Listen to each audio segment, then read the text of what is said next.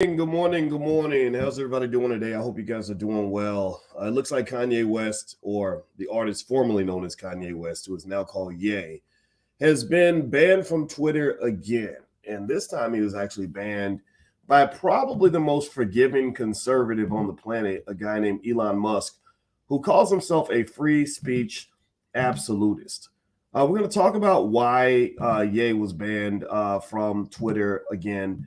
Also, I'm going to go ahead and kind of give some insights that I was able to pick up from speaking to Kanye for many, many hours. We talked for several hours, maybe about 3 or 4. And I have a little assessment. So I'm going to share that 2 cents. And so get comfortable, buckle up your seatbelt. We're going to get started on drboystv.com in 3, 2, 1, and go.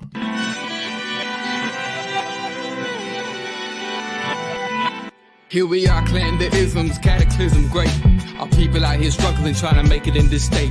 Everybody out here doing it, but we the ones too late. Now family, we the ones who gotta delegate. Get that money in the power, never be fake. Stick to co-sign for 3. What did he say? Create jobs, support our own. Educate the same and buy back your home. Got 3 degrees, triple 10. 3 PhDs, now we on the CNN. DBTV, let's talk about negligence. Ignorance is bliss, but we can turn it to intelligence. Believe none of what you hear, half of what you see. Let's break it down here on Dr. Boyce TV. Here we are. Hey, what's going on, everybody? Welcome to drboystv.com, the home for intelligent Black people. My name is Dr. Boyce Watkins, and I want to say hello to everybody. Shout out the city that you're from as you come in. Hey, Keith from Chicago, and Joseph, good to see you. Cynthia is from Flint Town. Good to see you. And what's up on Instagram? My Instagram is The Real Boyce Watkins. Hit the thumbs up button as you come in. Thumbs up, thumbs up. Make sure you subscribe to the channel. Also, hit the notification bell because that's really important in terms of us staying in touch with each other. And watch out for all the fake Boyce Watkins accounts that are out here. Apparently, there are lots of impersonators that will hit you up in your inbox and try to sell you crypto and stuff. And that's not me. I'm not going to hit you up in your inbox. So I have to make sure I warn everybody to make sure that you're careful. So anyway, give me a yes or no. Yes or no in the chat. How many of you saw the latest in terms of the updates on Kanye West or the artist known as Ye, or, you know, him and Puffy? They keep changing their names, so I don't try to keep up with all that shit, to be honest with you.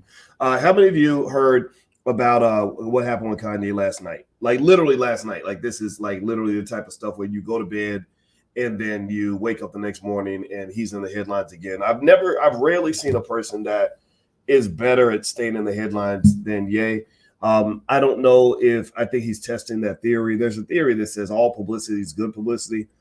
I'm not 100% sure how this can be turned into good publicity. He was actually banned from Twitter last night for putting a swastika on his Twitter account. And that's interesting because that actually relates to a conversation I had with Ye that I'm actually going to sort of bring that in a little bit, but I want to do it in a respectful way in the sense that I don't have an interest in sharing every single thing that we talked about. Some things have to be kept private. And then also the other piece of it is what's fascinating is that when I did talk to Ye on the phone, and we didn't talk for a couple of minutes. We didn't talk for, 5 minutes, 10 minutes. We talked for hours and hours and hours. We talked for two and a half hours first time we talked. Then the second time we talked for about an hour, hour and a half. And I had to go. Because I was at the All Black National Convention. And I said, hey, man, I got to go. I got to go give a speech. And then we talked again later that day. And I was going to go to his house. I was going to go, not his house. I was going to go see him. He was staying out of Beverly Hills. And he sent me the address and all that. And I was going to go out there and sit with him. But I just really didn't sit right with my spirit. And also my mother is having some health issues. And I had to just say, look, man, being with my mom was a little bit more important than talking to anybody really right now, especially celebrities. I'm not a big, I don't, celebrities have to earn my trust, so like Ice Cube did earn my respect. I like Ice Cube a lot. Some celebrities they're not even worth talking to. Kanye is a mixed bag. He is a mixed bag. And let me just kind of give some insights into that. So when we were talking, Ye actually asked me to record the conversation. He literally asked me to record it and put it on my podcast, every part of it. And I'm not going to do that. I did record, but I'm not sharing it publicly because some of the stuff that was said in that conversation was the type of stuff that I don't feel helps his cause. Some of the things that he said, it made me wonder, if there's enough discernment there. Like, are you really thinking about what's going to happen, if people are able to hear these things. Like you shouldn't, these are not things, some things got to be kept to yourself. You got your inside voice and your outside voice. And I just, as a little bit of tip, a little bit of game for anybody listening. If you ever have stuff that you don't want anybody to see or hear, don't record it, don't write it down, don't text it.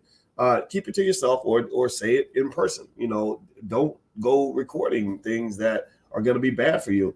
And so that right there kind of gave me a little bit of pause in terms of the discernment.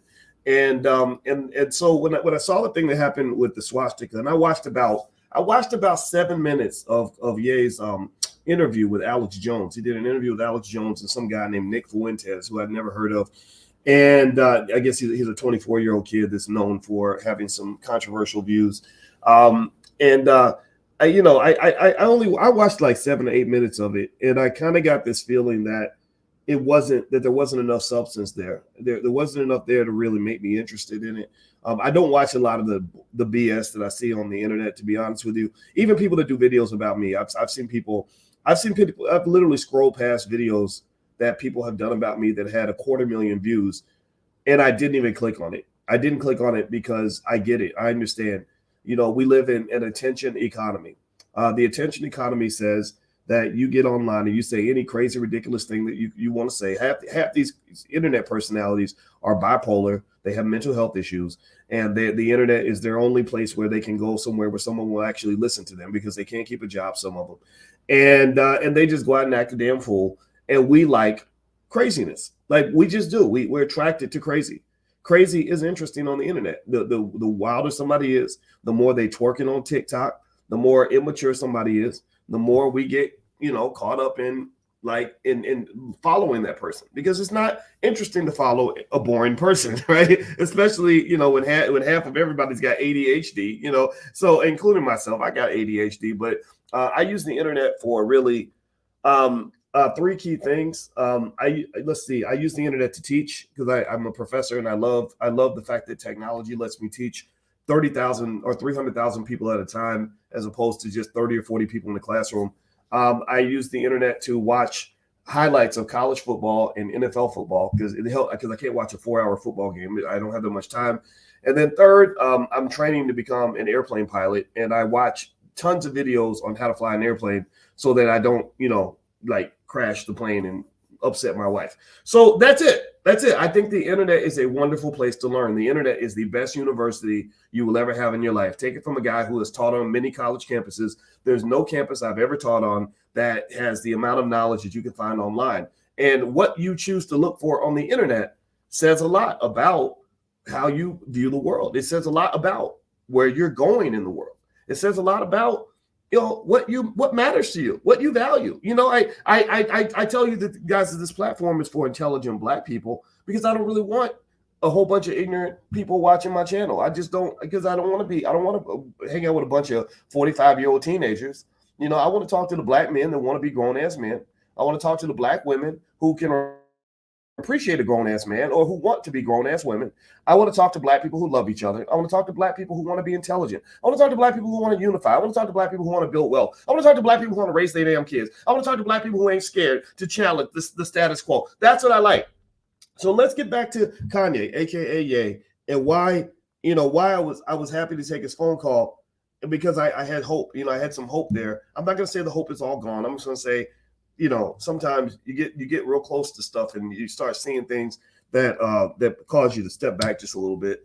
And before I do that, if you could do me a favor, hit the thumbs up button, thumbs up, share, subscribe if you haven't done it yet. And I keep forgetting to mention, I should mention I have a new book out. If you want to go check it out, it's on Amazon. It's called The 10 Commandments of Black Economic Power. And The 10 Commandments of Black Economic Power is a book that I've spent 2 years writing, basically to create a simple 10-step process that you can apply to your family that will create massive amounts of generational wealth. This is what I know. My PhD is in finance. I would love to show you and explain to you and help you do things that are going to set your family on a higher trajectory for the next 200 years. So feel free to go to Amazon and find the book. It's not a hard read, and I designed it that way. So feel free to go take a look. All right, so let's get back here. So first of all, let's talk about, why was I happy to talk to Ye? Well, I was happy to talk to him because the brother ain't totally stupid. In fact, he's not stupid at all. Let's not even get into that. I don't think he's a stupid man. His mother, not his wife. That's Kim Kardashian. His mother and his wife are two different types of people. I wish he'd married a woman that was more like his mother. His mother, Donda, was a college professor like my wife. She taught in Chicago like my wife. So my wife loves Donda. She always says, I think I could be friends with her because there are two intelligent black women from Chicago who both have doctorates. So with Ye, I think that there's a reason why he and Dave Chappelle are different. He and Dave Chappelle are black men about the same age, in the same decade, I guess. Maybe Dave Chappelle's a little bit older. And both of these men are okay with challenging the status quo. Both of these men represent something that I think is excellent for black men, which is to not run around and, sort of follow behind the Democratic Party. Or the Republican Party. I don't think black men, strong men, are meant to be followers. I think that strong men are meant to be leaders, especially when you're in a community that is losing. When you're in a community that is losing, you don't want to be a follower. You don't want to follow the losers. You got to become a winner. Either follow winners or become a winner, one or the other. So we don't have any winners to follow, so we have to become winners. Our politicians are not winners. The Congressional Black Caucus is not winners. The NAACP is not winners. We do not have black leaders. We do not have anybody out here on a big stage that is unapologetically representing the black community. Give me a yes or no if you understand what I'm saying. Give me a yes or no if you agree with that assessment, that there is nobody on a major stage. I'm talking about major political leader, Hakeem Jeffries, Maxine Waters, even. God bless her. Don't dislike Maxine. I like her, actually. But do you see anybody out here that is really unapologetically, Al Sharpton, anybody unapologetically representing black people in a way that challenges institutional leadership that's coming from whites? Is there anybody out there that's doing that? Give me a yes if you agree with me on this assessment. I don't think there's anybody out there. There's nobody out there. So here's the deal. Look, black men and women too, strong quality women. I think this term strong black woman is a good term. I don't think it's a bad stereotype or anything. It's okay to be strong, just as long as you learn how to be vulnerable in the appropriate times and you learn how to work together with others in the right time and you care about others and family and the community more than you care about yourself, right? So now somebody mentioned Farrakhan. I don't consider Farrakhan to be a mainstream leader, but I love me some Farrakhan. That's my guy. Stand by him 100% no matter what. Dr. Umar Johnson, somebody put Umar. Umar is not mainstream, so no disrespect to Umar, but he's not mainstream. So I'm talking about mainstream black people that you will see on TV, that you will see on television, on CBS this morning, or NBC today, or on Capitol Hill. There is no black person that I can think of that is unapologetically representing the black community, and that's okay. You do have people, though, on the side. Rizza Islam, God bless him. Love Rizza. That's one of my best buddies, right? So here's the deal. Look, when Kanye and I were talking, what we talked about was, I said, look, I said, I got to be honest with you. I don't know how to do anything other than to just tell the truth. I said, I don't understand those weirdo fashion shows in Paris. I never want to hang out with anyone who ever is associated with Balenciaga or Gucci or whatever. I know Bernard Arnault, who owns, I think is it Prada or Louis Vuitton and all that. I know he's worth $100 billion.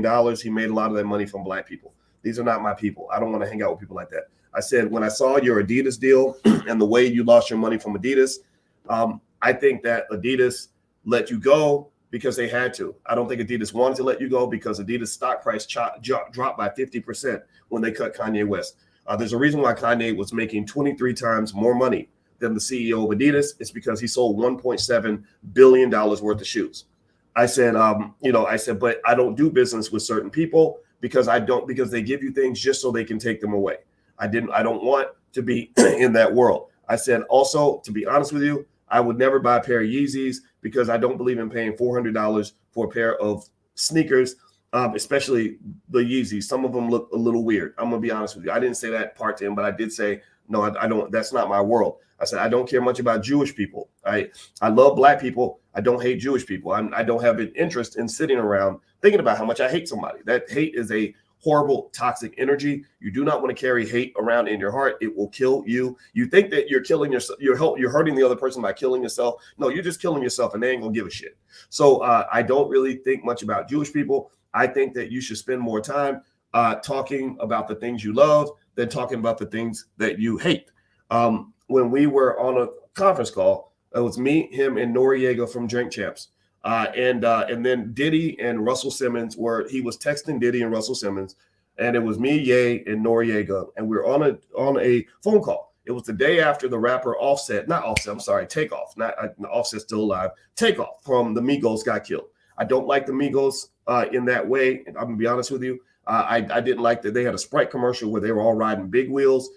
They don't understand the history, that there is an agenda to keep the black man as a little boy or a little girl or as a beta. And one of the ways that they pursue that agenda is by presenting you as a child. So grown-ass men should not be doing commercials on tricycles and big wheels. That's what they were riding in the Sprite commercial. They were either tricycles or big wheels. I don't like that type of stuff. I don't like the promotion of ignorance in our community. That's why your rappers are getting shot every single week. That's why the community is making no progress. That's why your wealth is going backward. That's why your families are falling apart, because you're putting the ignorant shit to the front and you're putting the intelligent shit to the back. Well, if you do that, then guess what? You're going to have a bunch of ignorance leading your whole community. And then when you end up in a ditch, or you sit around and you say, oh, it's because we're black, or oh, the white man did it. Yeah, the white man did do it, but he did it in ways that you can't even figure out, because you're up here playing checkers while he's playing chess on your black ass. He's playing chess on you. He set up the whole game to make you literally create your own demise, and you haven't taken the time to break it down and analyze it and understand it.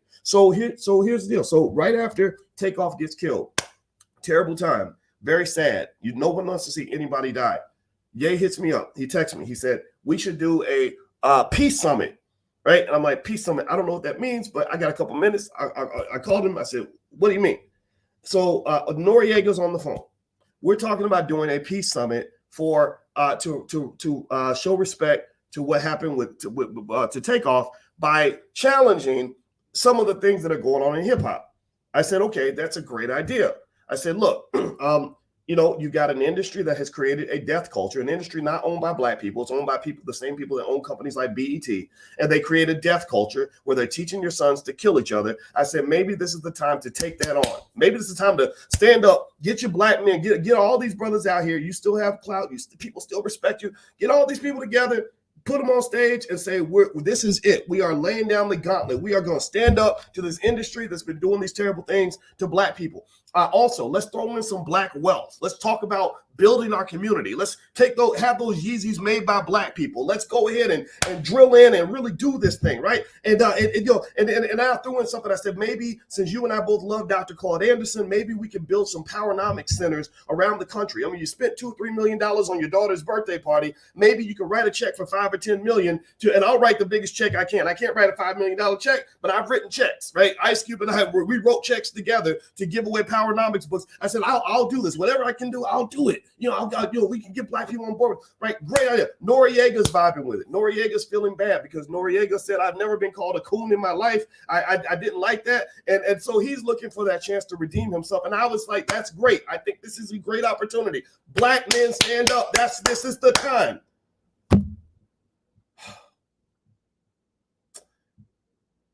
And then something happened.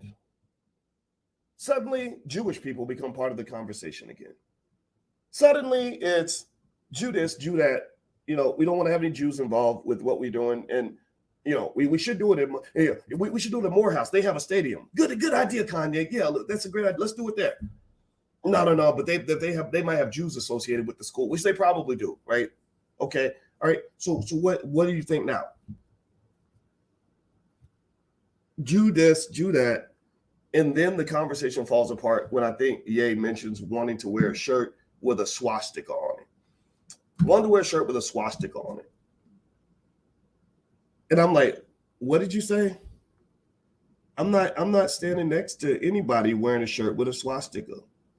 I mean, I get it. I understand. I understood a little bit of his statement about Adolf, Adolf, the guy that did that horrible thing back in Nazi Germany. We know about that story. But I said, and I understood what he was saying, because actually a lot of the story has been kind of, tainted a little bit. Jesse Owens, in his book, he wrote actually that he confronted a New York Times journalist years ago. And he said, why do you keep telling that story that Adolf Hitler disrespected me and mistreated me when I went and won in the Olympics. He said he did not disrespect me. He did not mistreat me. He shook my hand. He sent me a congratulations note, a signed picture congratulating me on my victory. He said, why don't you report the truth? Why are you reporting this falsehood about, what happened with me and this guy? And you know what the reporter told him? It's in his book, by the way. You can go read this. The reporter told him, he said, the New York Times is owned by certain people. And if I tell the truth, then they're going to fire me. Did y'all hear what I just said? Are y'all hearing what I'm saying?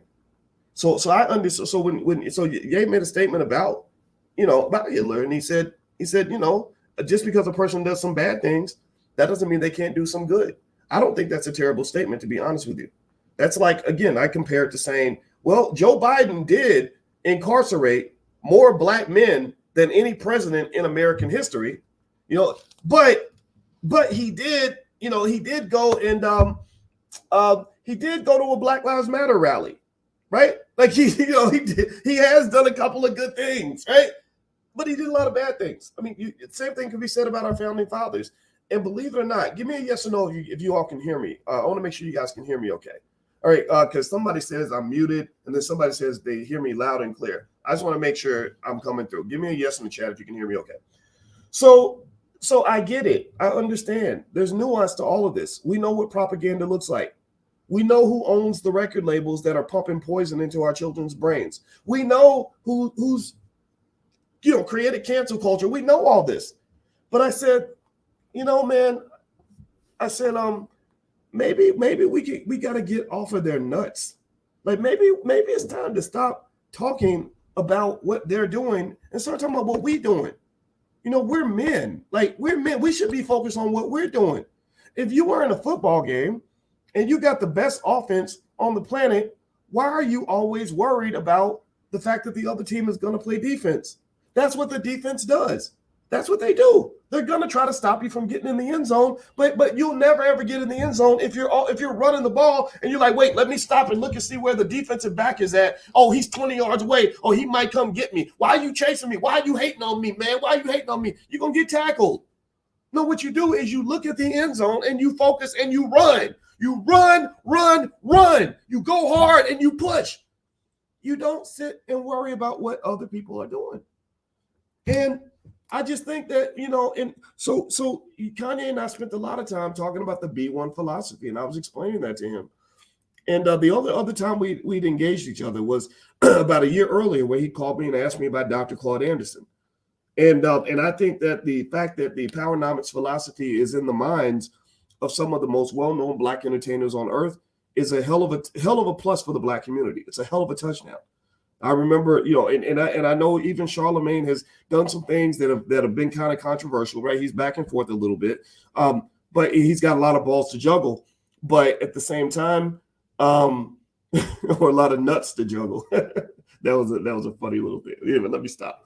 But at the same time, I can give Charlemagne credit because I remember him working with him to get Farrakhan onto the Breakfast Club. And you can't tell me that he did not get pushback from people who did not want Farrakhan on the Breakfast Club. So everybody ain't all bad. Everybody ain't all good, and I think that we sometimes put everything in one category or the other. And I don't think that that's the right way to think about things. So with Ye, I think there's so much potential there. There's so much potential there. The amount of money that Adidas was paying him was the kind of money that he could transform the entire Black community in 1 year. 1 year. $250 million a year is a lot of money. And part of the reason I was happy to take that phone call when he reached out was because I said, I wonder if I could get him to divert just a little bit, just divert a fraction of the money that you spent on the fake booty Kardashians, just divert a percentage of the money that you spent on those Balenciaga Paris fashion shows, just a fraction of the money that you might have spent on your kid's birthday party, and divert that to the community. Transparency. I don't want a nickel. I remember saying, I don't really want your money. I don't need your money. I know how to make money. I know how to invest. I'm already wealthy. I'm not as rich as you, but I'm financially secure. I don't want a penny of your money, but I do want millions of your dollars for the Black community. And I believe that as a Black man, it's important to put your money where your mouth is. Like I can, we can talk all day. And again, this is not me dissing him at all, because he's likable in a certain context, but he's unlikable in certain other contexts. Hip hop creates these emotional monsters. That's what I'm going to call. That's the term I can use. Hip hop creates a lot of emotional monsters. And what do I mean by that? Well, in hip hop, white people create this industry where they pay Black men to stand on stage and hold your balls and call yourself the N-word in front of a crowd full of white people. And then you make millions of dollars doing that. And then suddenly you start thinking you're some kind of a god. You start thinking that you are better than the rest of the community. You start thinking that you are literally the greatest human being in the history of the world. And I just see through all of that. In my mind, it's like the Wizard of Oz. You pull the curtain back, you got an insecure, weak, little ignorant person who literally has had his whole self-identity created by white people, by people who don't even give a damn about his community. Now, I'm not saying Ye fits this category at all. I'm not talking about him in particular. I'm just saying that overall, the industry has done terrible things to you as Black people. Terrible things. Some of your greatest heroes have turned into either non-entities in your community, or they've actually consorted and worked with those who do not have your best interests at heart. And also they've been distracted. They get distracted by all this other stuff. This European, going to the Jake the Jeweler and spending $500,000 on some damn jewelry. Jake the Jeweler don't like your Black ass. You went out and bought you some Gucci and Prada for $80,000, but then you can't show me one example where you went back to your hood. You got your hood in every damn video, and you can't show me one example where you went to your hood and wrote a check for a couple million to really make sure that the hood was good, to really make sure that the hood had an investment base that could actually create jobs and possibilities and opportunities and build schools. So I'm going to say this, and I actually have a meeting, so I can't really say everything about the Kanye conversations. I'm gonna have to just do a part 2 on this video because I have a meeting and I gotta honor that. But I will just say this, that conversation with me and Kanye Noriega was one that, if there had been some follow through and execution, it would have changed the world. It would have changed the world. But it fell apart because somebody wants to wear a swastika to the goddamn rally. Why the hell are we even talking about Jewish people? We need to be talking Black. That's the part that bothered me, but it's also the part that let me know, that gave me a lot of sympathy. Kanye needs therapy. He does. He needs therapy. And the biggest curse that the world gave to him was they made him so self-confident. Some would say arrogant, but I'll just say self-confident, to the point where he doesn't really listen to the people, the many, many people that have come to him and tried to help him understand why therapy can be beneficial to him. My wife is a therapist. And as he's asking me, as we're on the phone, and he's asking me to record these conversations. So I'm recording them. I have to put it on speaker to record them. And I'm not releasing them because I don't want to embarrass this brother. But she's listening. She hears some of this. She's doing an assessment as a therapist who's seen thousands of patients. And she had a whole breakdown in terms of exactly what he needs in order to be his best self. And so if I had a hope for Kanye, I hope he gets therapy. I really do, because some of the stuff isn't making any sense. And it's a big loss for the community. And I know his name is Ye, and sometimes I'm gonna accidentally call him Kanye. But if you're looking for a Black man who's going on the apology tour, you won't find one here. So I'm not apologizing for anything. I don't follow just because you tell me that you want me to change names and all that. I'm not doing all that. I think that's silly to me. Honestly, it's all entertainment. It's all immature. It's all ridiculous to me. I'm not going to one day get on here and be like, my name ain't Boyce no more. My name is Bo. And if you don't call me Bo, if you call me Boyce anymore, then I'm a cuss you out and whoop your ass. You need to call me Bo. Don't be disrespecting my new name. No, if you accidentally call me Boyce, I just might politely correct you, but I'm not going to start cussing you out because you call me by a different name or take it as some sort of massive sign of disrespect. Maybe it comes from the fact that I've had you call me Boyce for the last 20 years and I can't suddenly just walk in and decide to change my name unless I'm in entertainment where ridiculous things happen every single day. And we think it's normal because white people give these guys lots of money to act a damn fool and to do anything necessary to get attention. So I'm going to do a part 2 on this video because I actually have to run. I got a meeting.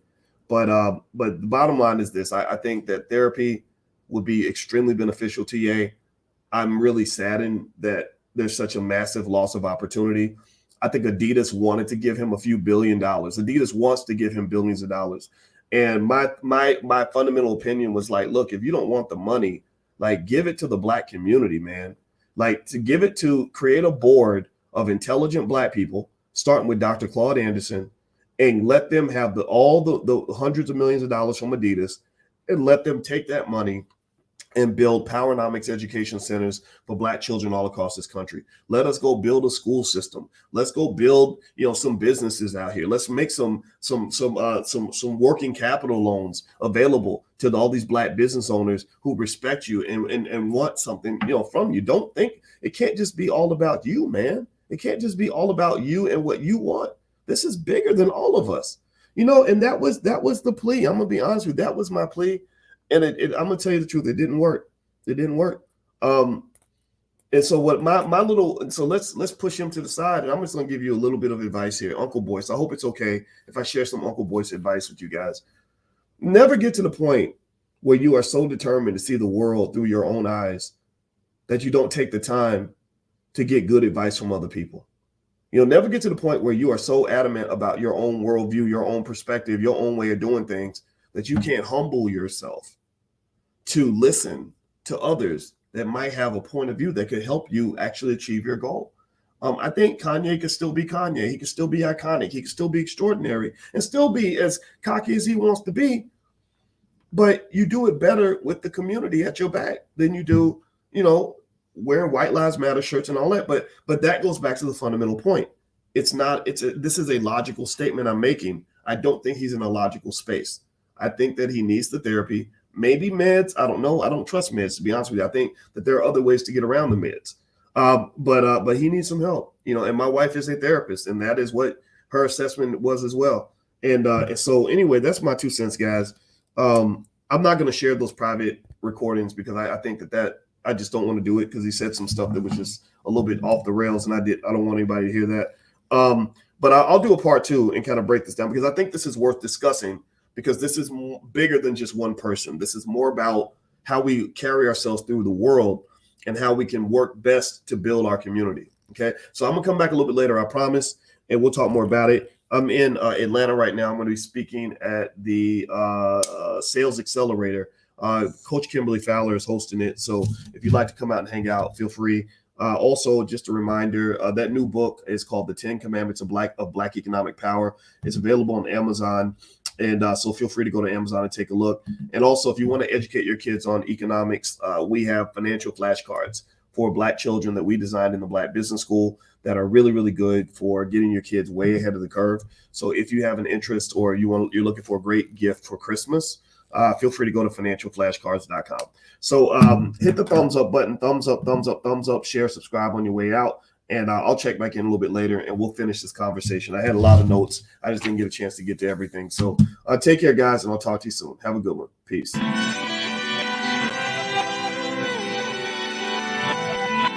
Here we are, clan the isms, cataclysm great. Our people out here struggling, trying to make it in this state. Everybody out here doing it, but we the ones who late. Now family, we the ones who gotta delegate. Get that money in the power, never be fake. Stick to co-sign for 3. What did he say? Create jobs, support our own. Educate the same and buy back your own. Got 3 degrees, triple 10. 3 PhDs, now we on the CNN. DBTV, let's talk about negligence. Ignorance is bliss, but we can turn it to intelligence. Believe none of what you hear, half of what you see. Let's break it down here on Dr. Boyce TV. Here we are.